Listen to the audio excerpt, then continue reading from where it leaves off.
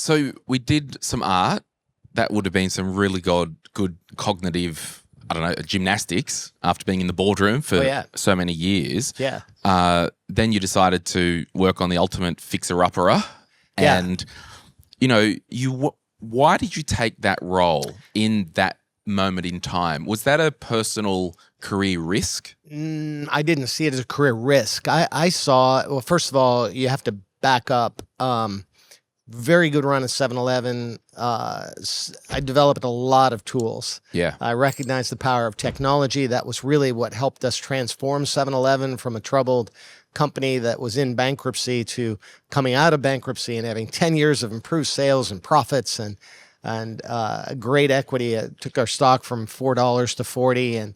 And so, it was a good run. But I wanted to apply those tools. I was still relatively young, and I thought, I can apply these tools somewhere else. What other company needs change, doesn't see that change equals opportunity, is threatened by the competition, doesn't yet have the power of technology? Blockbuster was still running Fortran and COBOL. That was developed in the 70s and carried over, and still in the year 2007 was still running these archaic programs, and they hadn't yet developed a streaming alternative. Now, they were competing with Netflix for DVDs by mail. So they had an ordering system and a little bit of an algorithm to recommend movies, but that was not technology from my perspective. So the very first thing I sought to do was to buy Blockbuster and to take it private. Yeah. So I was partnered with private equity companies and said, this is going to be a hard transformation in the glare of a public company. So let's take it private. And I had a lot of private equity support. And just on that thing there, when people go, let's take a company private, is because we've got some more levers to pull without the scrutiny or the accountability. Well, we're always accountable, but you just got some more flexibility without scaring people. Yeah. Well, the realities of a public company is you're being measured quarter by quarter by quarter. Yeah. Now, at 7-Eleven, I had to go to the street and say, look, I've got a 5-year turnaround here, and this is going to be hard. But stay with me. And it was tough because we had our equity value was bumping around in the $1, $2, $3 a share range for a long time. New York Stock Exchange was threatening to delist us. And I mean, we had a lot of issues, but we toughed it out. We were able to stay the course and have a long-term strategy. And 4 or 5 years following bankruptcy, it really started to turn around. And we started to not only have significant improvement in same-store sales, but then improvement in profits, et cetera, et cetera. But I realized what a difficult challenge that was to get the street to stay with you and get your board to stay with you, even though the stock price is really, in tough shape because you're spending more than you're making to rebuild the company and bring it back into shape. So at Blockbuster, I thought, well, we'll take it private. I've talked to private equity companies who this is what they do, and many of them were very supportive of both me and the Blockbuster story. But as I was out on a roadshow selling this idea, one of the investors picked up his phone and called Carl Icahn, which is Carl is a very famous and very aggressive activist investor, where he'll go into a company and shake it up. So he was already shaking Blockbuster pretty hard. I ended up in front of Carl, and he said, "Jim, you don't need to take it public. You don't need to take it private. You've run public companies. You can do this. We'll just leave it public. Come in, be CEO, and we'll turn this thing around." And he said, "Trust me, I'm the financial guy. You're an operator. And, you got this. You can do it." So I agreed. I took the role and came in as chairman and CEO of Blockbuster. My first week on the job, I discovered the company had busted a bank covenant. Yeah, I read that last night. Yeah. I was like, oh, skeleton much? Yeah. And it's like, oh, thanks, guys. Glad you told me that, you know, which basically for your audience means you missed, several mortgage payments and the bank's about to foreclose. Yeah. And I went to the banks and asked for an extension. And this was, to be clear, in 2007, before the world changed. Collapsed. Yeah. Yes. So now, if I had a crystal ball, first I would have taken it private, and said, no, Carl, we're going to take this private. Yeah. Crystal ball would have said, we'll refinance all this debt now while money's cheap. Yeah, and get the hell out of there. Yeah. No, didn't do that. Second thing I would have done is I would have refinanced the debt. We had $1 billion. I could have refinanced it. I would have paid a couple, extra points for it. It would have been costly, but not as costly as it turned out to be 18 months later. Yeah. So yeah, hindsight's 2020. I would have done those two things, but I didn't. And I jumped in. We did a lot of the right things to turn the company around. Very first thing I did is buy a streaming video company. Most people don't know this is interesting. Yeah. Jess in my team, I texted this morning on our Slack and said, I'm interviewing Jim, former CEO of Blockbuster. And she goes, I used to work at Blockbuster. And so we all think, because I don't know how many seminars I've been to, and they've got like the Netflix killed Blockbuster, iPhone killed Kodak, like all this stuff. Yeah. Did Netflix kill Blockbuster? No. And this is the problem with perception. Yes. Perception is rampant, not just in that example. It's rampant everywhere. And if you look at, think about how many times have you pulled up a meme on social media and you believe it? Yeah. And you maybe get mad over it. And maybe you repost it to 100 other of your friends. And then someone says, hey, by the way, that's not even true. Yeah. But we're vulnerable to that. We're humans. We see things and we react. On the cover of my book, On Purpose, is a picture of what the astronauts call the overview effect. In other words, when they leave the planet, they look back on planet Earth and they're like, oh my gosh. Yeah. What was I worrying about? Oh, yeah. These silly problems we have down there are trivial. We have this beautiful planet. I don't see borders. I don't see wars. I see a planet with humanity. We all have one thing in common. We're human.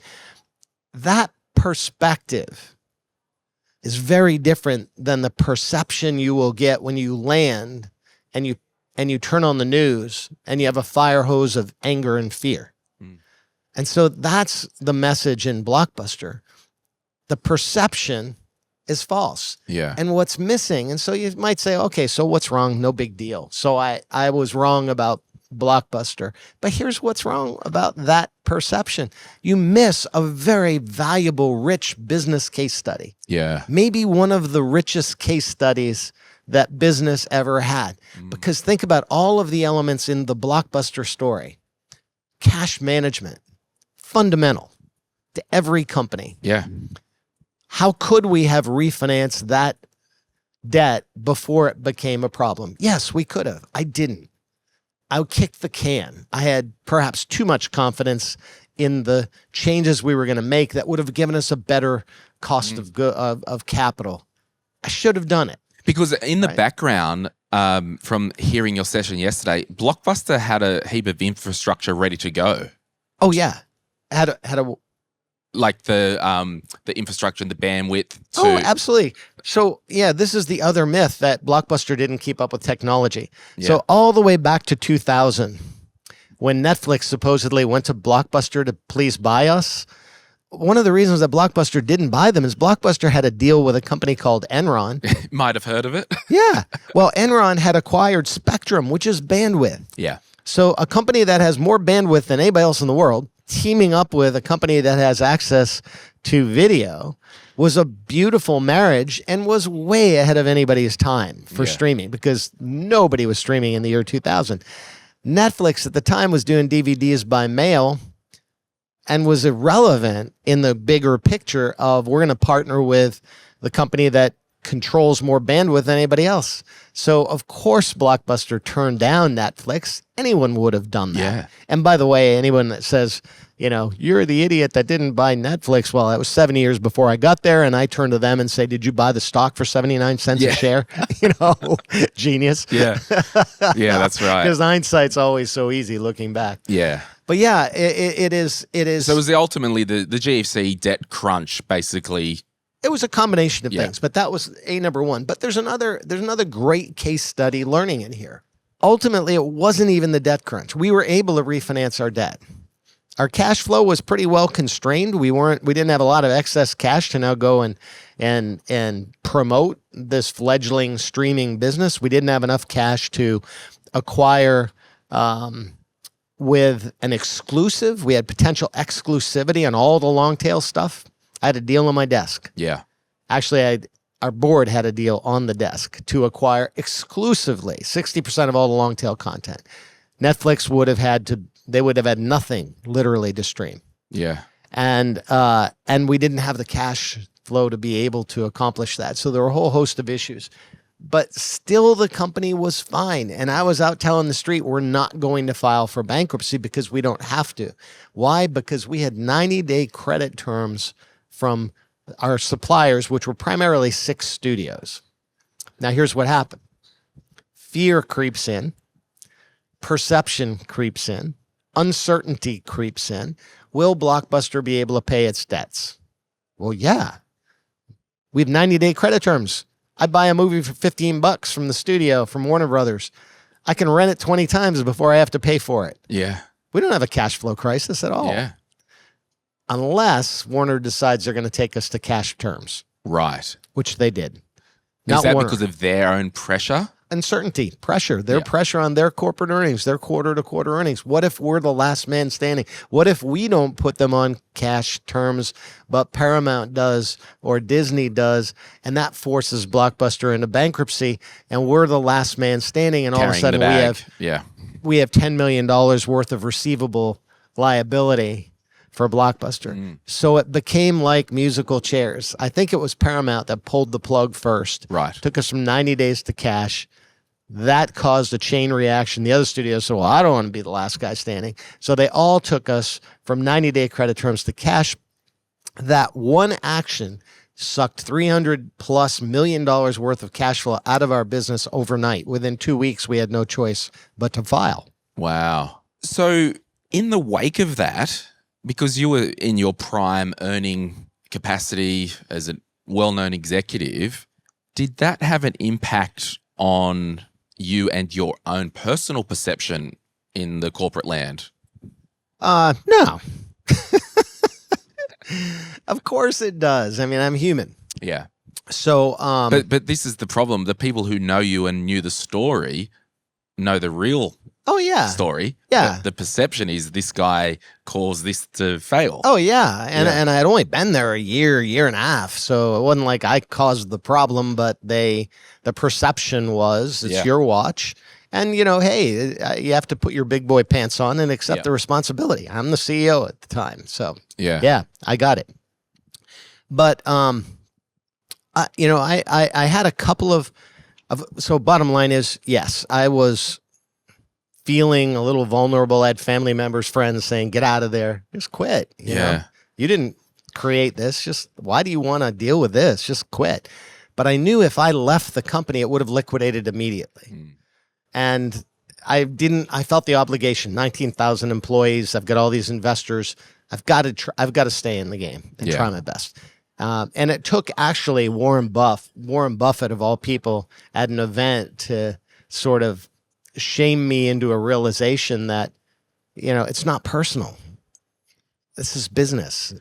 The Godfather, if you will. Yeah. Because I was feeling the victim and whining a little bit about my plight and saying, I'm getting the crap beat out of me. I was just in the New York Post with a Pinocchio nose and a half-page picture. Yeah. Oh, yeah, it's quite pretty.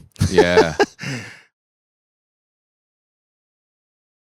Hey, it's Glenn here. Thank you so much for watching today's video. You made it to the end. Can I ask a favor? Can you hit that like button and maybe hit subscribe if you want to get notified when we release further videos just like this one, whether you watch the Money, Money, Money podcast or Retire Right. And remember, if you want to learn more about investing, I've got an investing book, The Quick Start Guide to Investing, and there's a link in the description to get your hands on a copy. Thank you so much. Bye.